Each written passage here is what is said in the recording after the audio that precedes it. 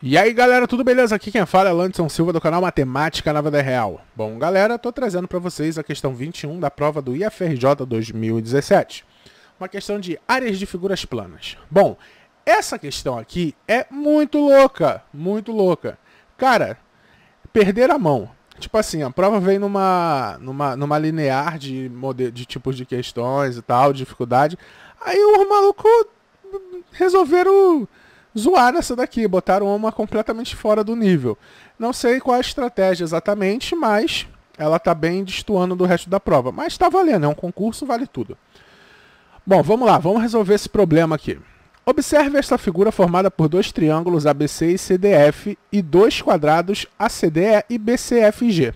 Se os lados dos quadrados ACDE e BCFG medirem respectivamente 5 e 8 centímetros, a área do triângulo CDF será em centímetros quadrados igual a, ou seja, ele quer a área desse triângulo aqui, certo? Bom, repara nas informações que ele deu pra gente. Ele disse que o lado desse quadrado é 5 e o lado desse quadrado é 8. E são quadrados mesmo, certo? Bom, tem um 30 graus aqui perdido, certo? E esse ângulo aqui do meio está bem interessante para mim, então já vou montar ali os 90 graus. Qual é a ideia? A primeira ideia que você pode ter é tentar achar a base e a altura desse triângulo aqui. Porque, tipo, a base é molezinha, porque tu pode considerar tanto o 5 quanto base, quanto o 8 como base, certo? O problema é como tu vai achar a altura desse negócio. E isso é um problema muito grande. E o que a gente vai fazer? A gente não vai achar a altura desse negócio, certo? Qual é a ideia, então? A gente vai tentar trabalhar com esse 30 graus para ver o que a gente consegue em relação a esse ângulo aqui no meio, certo? Então, olha só, eu sei que aqui é 8, eu sei que aqui é 5, beleza? Bom, eu vou traçar aqui um triângulo retângulo, torto para caramba, mas eu gosto de triângulos retângulos. Para quê? Para aproveitar esse 30 graus. Porque eu posso também partir por outro caminho. Utilizar a lei dos cossenos aqui para achar o segmento AB, certo? E através da fórmula de Heron, fórmula de área de Heron, eu consigo a área desse triângulo ABC. Só que, o que eu vou fazer com isso? Né? Então vamos lá, vou traçar aqui a altura, porque eu quero esse AB, porque eu tenho uma ideia, olha só. Olha o triângulo que eu formei aqui, AB, e vou chamar isso daqui de H. Por que H? Porque eu quero. Repara só, o 8 é a hipotenusa desse triângulo, e o BH é o cateto adjacente ao 30 graus, assim como o CH é o cateto oposto a 30 graus, certo? Então eu posso calcular, por exemplo, o cosseno de 30 graus sendo o adjacente, que é o HB, sobre 8. E eu sei que cosseno de 30 é 1. Cosseno é 1. Raiz de 3 sobre 2, certo? Então o HB não é nada mais que 4 raiz de 3. Eu sei esse pedaço aqui, 4 raiz de 3, certo? E eu também sei, tenho como descobrir o AH. Mas agora eu vou descobrir o CH. O seno de 30 vai ser o cateto oposto, que é o CH. Eu tenho que diminuir essa caneta. Sobre 8. O seno de 30 é 1 sobre 2. Multiplica cruzado. Eu sei que o CH é 4. Então aqui 4. Cara, esse 4 aqui me dá uma informação maneirinha como consequência. Por quê? Repara só, se para a direita é 90 graus, para a esquerda é 90 também. Torto para caramba, mas é 90. Certo? Então, ó, se aqui é 4, um cateto é 4, a hipotenusa é 5 e é um triângulo retângulo, esse outro cateto é 3. Certo? Beleza? Mas o que a gente vai fazer com esse monte de informação? Existem algumas fórmulas de área de triângulos que não são muito disseminadas, elas não são muito ensinadas no ensino regular para a maioria das pessoas, certo? Mas tem uma forma de áreas de triângulos que fala o seguinte: quando você tem um triângulo, certo? Que você sabe um ângulo, certo? Menos que isso. Coisa horrorosa, gente. Finge que não aconteceu nada, tá? Quando você tem um triângulo que você sabe um dos ângulos e os dois lados que formam esse ângulo, você usa a seguinte fórmula. A área desse triângulo vai ser lado vezes lado, seno do ângulo sobre 2, certo? Lado vezes lado, seno do ângulo sobre 2. Então, A ideia é trabalhar com esse ângulo todo aqui, ó. Por quê? Se aqui é 30 e aqui é 90, esse pedacinho aqui, ó, tá ficando bolado para caramba. Nossa, gente, é 60. Então, esse pedacinho aqui na direita é 60 graus. Se eu souber esse outro pedacinho na esquerda, eu sei quanto vale o ângulo aqui de cima, certo? Só tem um problema.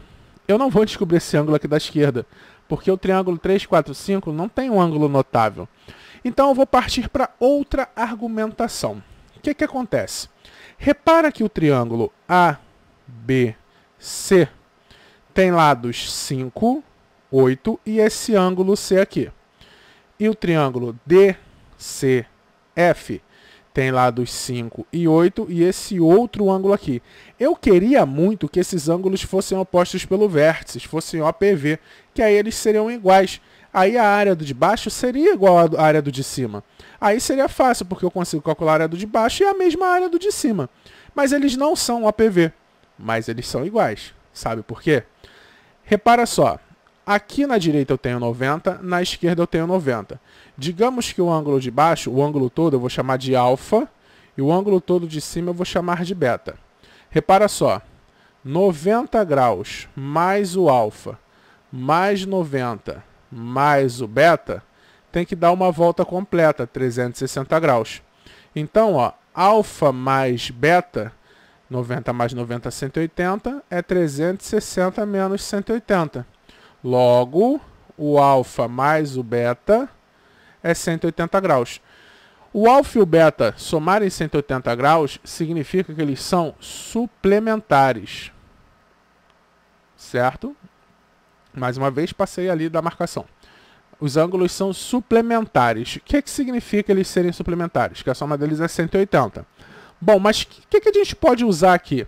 Tem uma regrinha que você aprende quando você estuda o círculo trigonométrico para ir lá nos ângulos complementares, suplementares, para trabalhar seno e cosseno em lei dos cossenos e lei dos senos, que é a seguinte. O seno de um ângulo θ é igual ao seno de 180 menos θ. Isso significa o quê? O seno de um ângulo é igual ao seno do complemento, certo? O ângulo qualquer e o seu complemento têm o mesmo seno. Por exemplo, o seno de 60 é igual ao seno de 120 menos 180 menos 60. Ou seja, o seno de 60 é igual ao seno de 120, certo? Ângulos complementares, suplementares, têm o mesmo seno. Então, o que acontece? Qual é a área desse triângulo aqui de baixo? Eu posso escrever pela fórmula como 5 vezes 8 seno de alfa sobre 2. E a área do lado de cima? 5 vezes 8 seno de beta sobre 2. Como o alfa e o beta têm o mesmo seno, o seno de beta e o seno de alfa são iguais, ou seja, as áreas são iguais. São 5 vezes 8 vezes o seno sobre 2. Qual é o problema? Eu não vou achar o valor desse seno aqui, certo? Eu não vou achar, mas já entenderam que eu consigo afirmar que as duas áreas são iguais? Então eu vou apagar isso daqui, ó. Essa fórmula era só para mostrar que as áreas são iguais. Porque eu vou calcular a área do de baixo agora. Eu esqueci já o de cima e vou trabalhar no de baixo. Porque eu calculando a área do de baixo, eu tenho a área do de cima. Bom, o ACB ficou como?